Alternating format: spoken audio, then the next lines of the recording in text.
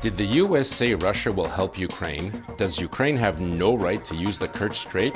And did the European Union greet Putin's bikers with open arms? Find out here at StopFake, the place where we debunk Russian disinformation about Ukraine. I'm Marko Suprun with this week's Set the Record Straight Digest. So let's get to it.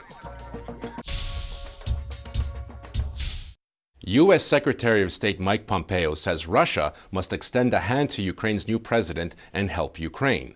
Russian pro-Kremlin publications such as TASS, Ukraina.ru, and Tsargrad all reported that during his meetings with Russian officials, Pompeo implored Russia to take the initiative to break the deadlock in the situation and help the new Ukrainian president settle into his job. Russia has never supported breaking relations with Ukraine, the report said, and Russia's leadership has always wanted the special relationship between the two countries to stay on good terms. During their May 14 meeting in Sochi, Secretary Pompeo and Russian Foreign Minister Lavrov did, in fact, discuss the war in eastern Ukraine. Russian media, however, completely distorted what Mike Pompeo actually said about Russian aggression in Ukraine. Pompeo stated that Washington hopes Moscow will negotiate with Ukraine's new president and release the Ukrainian sailors captured in last year's violent attack. Quote, "The Trump administration has been clear that we do not recognize Russia's attempted annexation in Crimea, and we hope that we can continue to move forward. Our sanctions have remained in place. I urged Russia to reach out to Ukraine's new president to demonstrate leadership by taking steps towards breaking the stalemate. We would in particular welcome the release of the Ukrainian crewmen detained near the Kerch Strait last year, and we talked about implementation and how we might move forward in obtaining a ceasefire in the Donbas region."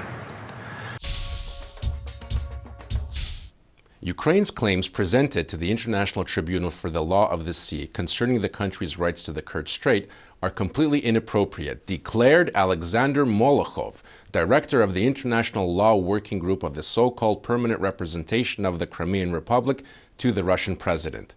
Molokhov's comments came in response to the May 10 hearing of the International Tribunal for the Law of the Sea, where Ukraine presented its case regarding the detention of 3 Ukrainian naval vessels and their crews by the Russian Federation. Russia declined to participate in the hearings, claiming that the International Tribunal has no jurisdiction over the matter. Russia claims that after the annexation of Crimea, Ukraine supposedly lost any and all rights to the Kerch Strait. However, according to all international laws, Ukraine has every right to use the Black and Azov Seas. Even the temporarily occupied status of Crimea does not deprive Ukraine of the right to navigate its internal waters. According to Article 44 of the UN International Convention on the Law of the Sea, states bordering straits are forbidden from hindering international shipping in those waters. Ukraine and Russia never delineated borders in the Black and Azov Seas. Both countries are party to several treaties, laws, and regulations that guarantee the free use of these seas by both Ukraine and Russia. In December 2003, Ukraine and Russia signed the agreement on cooperation on the use of the Azov Sea and the Kerch Strait, which was ratified by both countries' parliaments.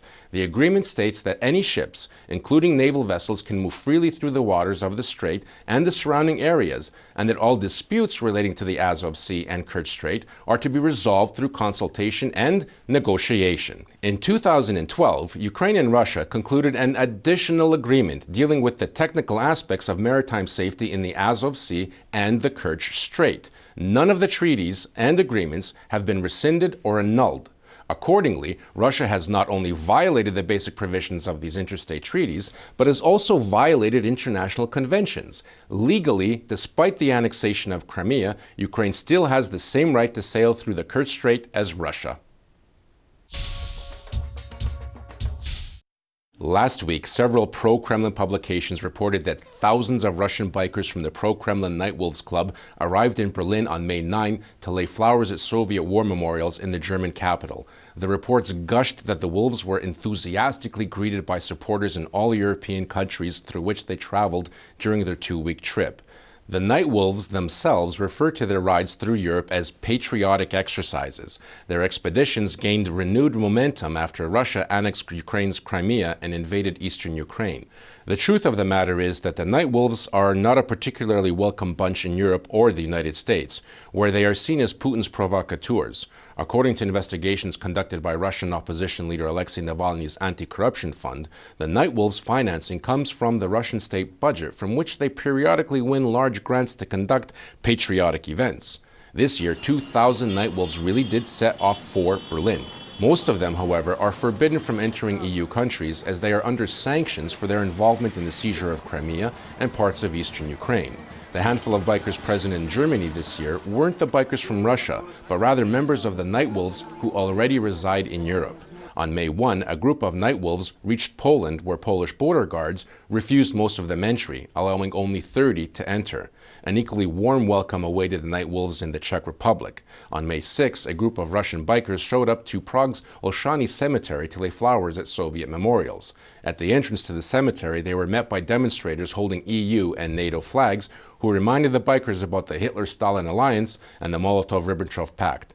As for Germany, police there said some 100 Russian bikers had gathered but passed largely unnoticed as they headed to the Soviet memorial in Berlin-Treptow, an area that was once part of the Soviet sector of the German capital. There were no enthusiastic Europeans greeting them anywhere. Another group of Russian Night Wolves bikers was denied entrance to Georgia. Ukraine also did not allow the Night Wolves passage through its territory. That's it for this week. You can find much more dissected disinformation on the StopFake website. Be vigilant, look out for fakes, and if you spot any disinformation about Ukraine, forward it to us for a truth autopsy. I'm Marko Suprun, and this is StopFake. Thanks for watching.